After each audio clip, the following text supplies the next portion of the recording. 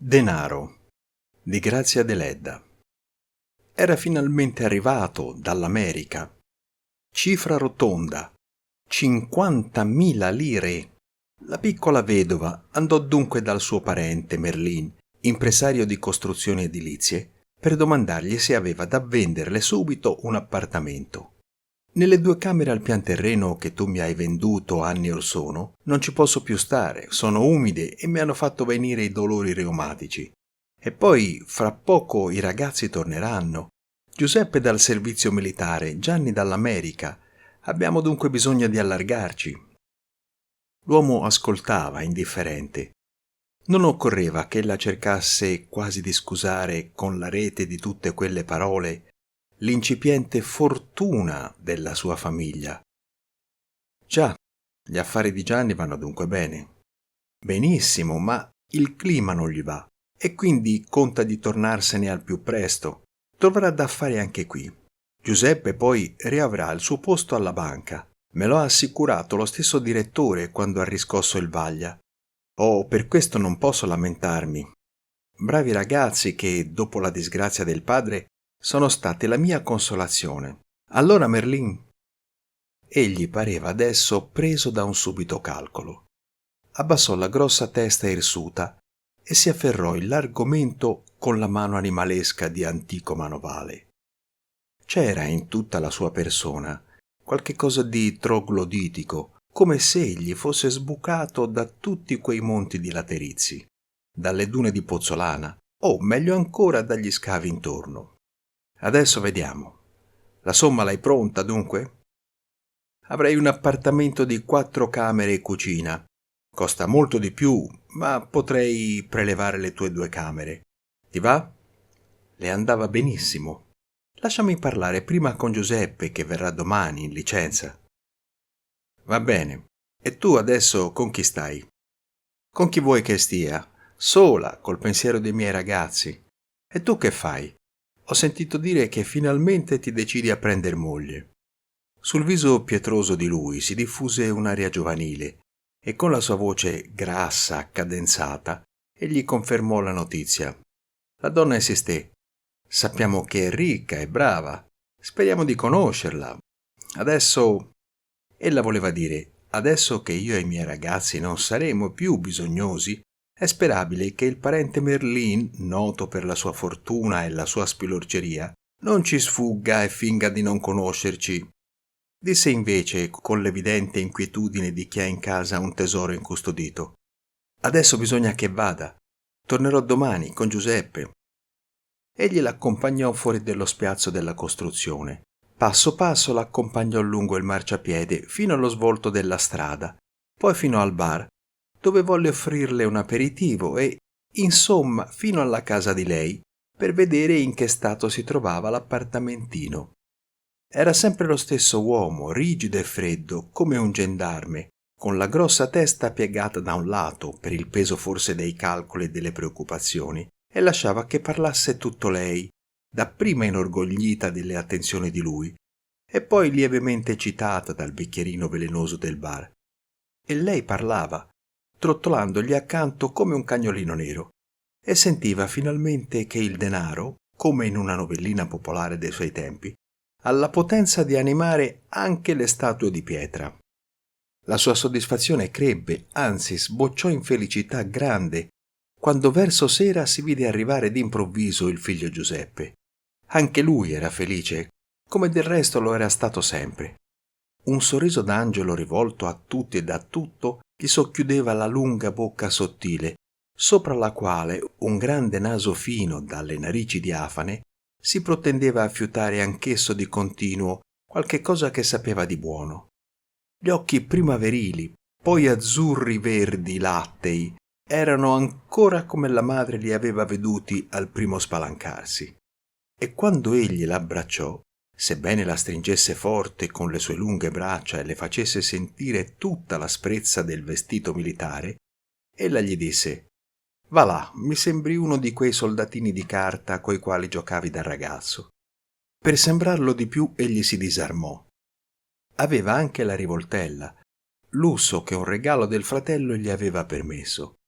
ed essendo carica la mise sulla mensola alta della credenza. Poi girò per la casa, fiutando l'odore del suo passato di ragazzo povero ma contento. La nostra fortuna non mi meraviglia, diceva con calma alla madre, e poi è appena cominciata. Io lo sapevo già che si sarebbe stati contenti. Siamo gente buona, che lavora, che fa il proprio dovere. Dio ci ha portato via il babbo, ma non ci ha lasciato orfani, perché Dio è sempre il padre della gente per bene. Questi discorsi non meravigliavano la madre, neppure a sentirli in bocca quel palo di suo figlio, vestito da granatiere. Erano l'eco dei suoi insegnamenti, il fiore spuntato dalla lunga pazienza, dalla sua religione di madre. Serata felice fu quella per loro due, accompagnati, nella quiete della piccola casa, dall'ombra luminosa del figlio lontano. La stanzetta da pranzo, che di giorno era grigia e triste per la luce bassa del cortile interno del palazzone popolare, rischiarata adesso dal globo lunare della lampada elettrica, sembrava un'altra. Arabeschi d'oro risaltavano sulla carta verdastra delle pareti. Sull'ottomana dello stesso colore che alla notte serviva da letto, mazzi di peoni e di tulipani inverosimili si offrivano, con la gioia sfacciata dei loro colori, a chi li guardava. Un po' d'oro e fiorellini più miti sorridevano anche attraverso il cristallo della credenza, sull'urlo delle tazzine da caffè, sulla pancia scintillante della zuppiera, sul cappuccio del bricco per il latte. Tutto pulito, in ordine, in solitudine. Madre e figlio intorno alla tavola ovale parlavano senza sosta di Gianni, del suo commercio di frutta secche, dei suoi progetti, dell'avvenire. La parola denaro sbocciava come il lieto motivo di tutto il loro discorso, ma senza risonanze avide, anzi, con devoto rispetto, come la parola salute in casa di gente che è stata a lungo inferma. Non saremo mai ricchi come quell'arpia dello zio Merlin, ma... La madre intervenne convinta. Non parlare così di lui. Oggi con me è stato come un fratello. Oggi, perché calcolerà di fare un bel guadagno alle nostre spalle, ma che sia stato mai capace di mandare un piccolo vaglio a questo disgraziato granatiere che ha bisogno di 2 razioni di pagnotta. Non importa, Geppe. D'ora in avanti tutto andrà meglio. E con questa certezza nel cuore, madre e figlio si disposero a passare la notte. Lei nella camera da letto che era a destra del piccolo ingresso, lui nella stanza da pranzo. Preparò da sé il letto, ma prima di coricarsi, poiché non aveva voglia di uscire, lesse e rilesse una rivista illustrata, dalle cui pagine una mezza dozzina di belle artiste cinematografiche, una più smorfiosa dell'altra, invano tentavano di toglierlo dalla sua casta soddisfazione di ragazzo finalmente ricco. Quando le attrici svenevoli e grandi avvenimenti mondiali, i costumi delle bestie, le caricature, i motti per ridere, le sciarade e le figure da ricomporsi furono passati e ripassati in rivista, egli sbadigliò e se ne andò a letto e subito, come un sacco di sabbia nel mare, cadde in un sonno profondo. Ma aveva mangiato troppo quella sera e sogni brutti non tardarono a tormentarlo. Ecco, è tornato in caserma. Ha nascosto nella cassetta militare il bel volumetto dei 50 biglietti da 1000 consegnatogli dalla madre, ma i commilitoni lo sanno e tentano di rubarglielo. Ad ogni modo c'è anche la madre, che si è nascosta nella cameretta e veglia, e quando un soldato nudo, tutto peloso, striscia fino alla cassetta e introduce un uncino nella serratura, ella grida: «Geppe mio!» La sua voce muore strozzata e Giuseppe si sveglia. Freddo di terrore, vede un barlume sulla vetrata del suo uscio e indovina subito la verità. I ladri sono in casa. D'un salto prese la rivoltella e fu nell'ingresso. Un mostro nero armato e mascherato era nella camera della madre. Frugava nel cassettone con le spalle all'uscio aperto e fece appena tempo a voltarsi che Giuseppe lo colpì alla testa. Cadde bocconi e non si mosse più. Solo allora il giovine vide la madre imbavagliata nel letto disfatto. Gli occhi di lei erano aperti, vivi, ma traboccante di uno spavento senza fine.